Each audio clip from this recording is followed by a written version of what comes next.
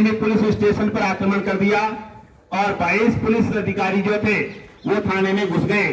उस जमाने में थाने आज की तरह पक्के नहीं थे, उसमें कच्ची दीवारें और फूस के छप्पर ही हुआ करते थे।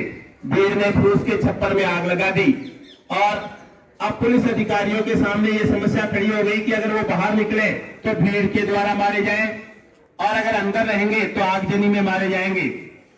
तो ऐसी स्थिति में वो 22 के 22 पुलिस अधिकारी मारे गए। गांधी जी ने पहले ही शर्त रखी थी कि आंदोलन पूर्णतः अहिंसक रहना चाहिए। तो अहिंसा का जब ये राष्ट्र असहयोग आंदोलन असफल हुआ, गांधी जी के कई मजबूत जो सिपाही सालार थे, जिनमें जवाहरलाल नेहरू, सुभाष चंद्र बोस और भी कई थे, उन्होंने कहा कि आपको इस समय असहयोग आंदोलन वापस नहीं लेना चाहिए। लेकिन गांधी जी ने कहा था कि मेरी पहली शर्त यही है कि आंदोलन पूर्णतः अहिंसक रहना चाहिए। उसके बाद गांधी जी ने 1930 से लेकर 1931 तक दूसरा आंदोलन छेड़ा, जिसका नाम था सविनय अवज्ञा आंदोलन, जिसको इंग्लिश में कहते हैं सिविल डिसोबे मूवमेंट। कोई शामिल नहीं हुआ। और दूसरा जो गोलमेज सम्मेलन हुआ 1931 में, उसमें शामिल होने के लिए भारतीयों की तरफ से महात्मा गांधी लंदन गए और सविनय अवज्ञा आंदोलन को रद्द करने की बात कही गई।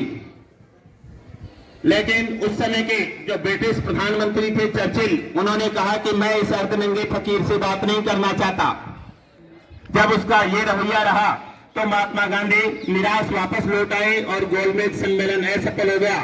यहां आने के बाद में उन्होंने दोबारा सविनय अवज्ञा आंदोलन छेड़ा, लेकिन उतनी सफलता नहीं मिली।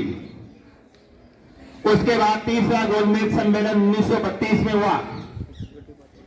उसी दौरान आरक्षण नीति के मामले में महात्मा गांधी और भीमराव अंबेडकर के बीच यरवदा जेल में मीटिंग हुई। महात्मा गांधी आरक्षण के विरुद्ध थे। महात्मा गांधी का मानना था कि अगर इस आरक्षण को लगा दिया जाएगा तो ये जातिवाद हमेशा के लिए स्थायी हो जाएगा।